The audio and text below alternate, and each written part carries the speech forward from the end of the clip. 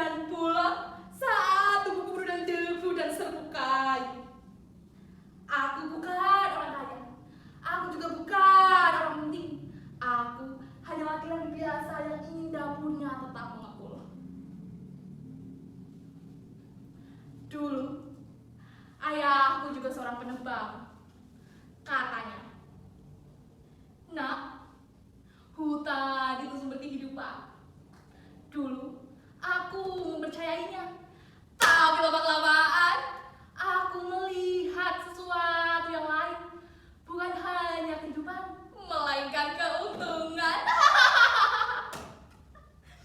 Lihat kapak ini. Satu pohon tumbang cukup untuk membeli beras.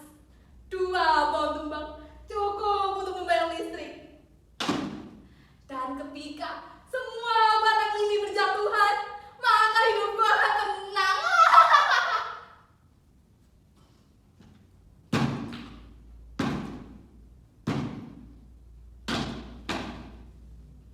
Aku terus menebang, tanpa berpikir panjang, tanpa peduli, tanpa bertanya siapa yang akan dirugikan.